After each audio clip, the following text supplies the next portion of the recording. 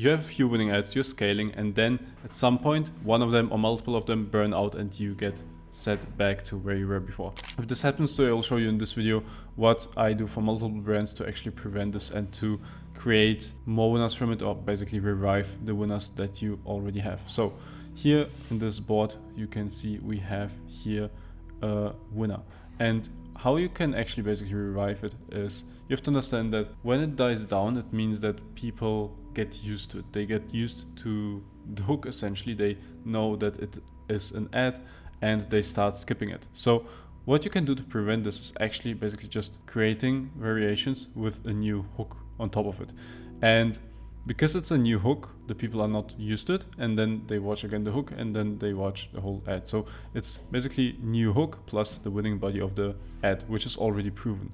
And that will make sure that people just watch it, and this way you have a recreated version of the winner. Another thing is also that the hook can be different from the initial hook. For example, you can go into different benefits or into different desires or even into different personas to attract different pockets of audiences, and then you can create winning versions of the ad that scale within other audiences than before. Let me give you an example. For example, if you are advertising creatine, you can have a hook that advertises improved muscle growth, you can have a hook that advertises improved mental clarity, and you can also have a hook that advertises improved energy and focus. So you can target those three different desires, or like those three different benefits, and of course every one of them will resonate with another audience, and then you hook in basically different pockets of the audience, and the winning body is already proven, so it will convert the people. So it's still your winning ad, but different hooks on top of it, so that you can actually attract new audiences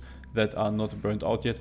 And that way you actually also make people see your ad for the first time, because this reaches out to, well, new people. Now here's the next method that I use to revive winning ads, and it's really, really simple, but this is basically refilming the ad, like making new versions of it as method number one, but with different creators. So for example, if you have a winning ad and the person in that winning ad is white, or like let's say Hispanic, you can recreate the same ad, like basically give them the same brief, the same script, everything, with a white person, with a black person, with an Asian person. And of course, like those people will actually attract and resonate with different kinds of people, especially the white person will mainly attract a white audience, the black one a black, the Asian one an Asian, and so on.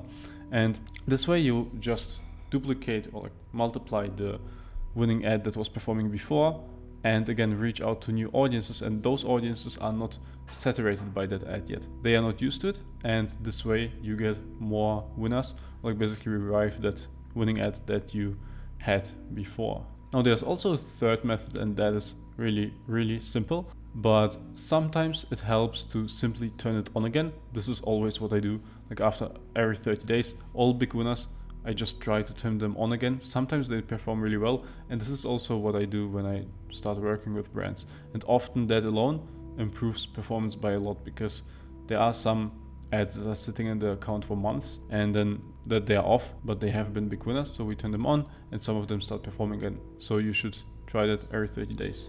And the other method is to just take it and relaunch it. So basically not turn it on, but create a new ad set and relaunch that ad. And that is different from just turning them on again, because when you relaunch it, when you launch the new ad set, there is a new optimization running. So Facebook basically starts optimizing from zero, and this might sound like a disadvantage, but the advantage of this is that sometimes it optimizes slightly different than before, so it actually reaches out to new people, and those people are not used to that ad yet, and that way you can revive it. But this method is kind of unstable. That can sometimes work, sometimes not. So this one, the turn on method, is way more stable, and these two methods work almost always.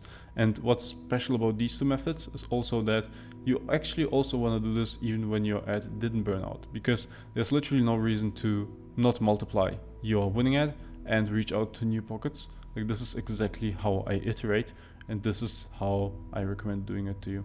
Now, if you wonder how to actually manage them and run them in your ad account, check out this video where I go in detail over the method of how I structure ad accounts for simplicity, for scale, for significant split tests, and so on, aligned with the best practices on Meta right now. Also, if you struggle with winning ads and winning ad creatives and you want a partner who helps you with that, click the first link in the description because this is exactly what I do. Keep scaling. Bye.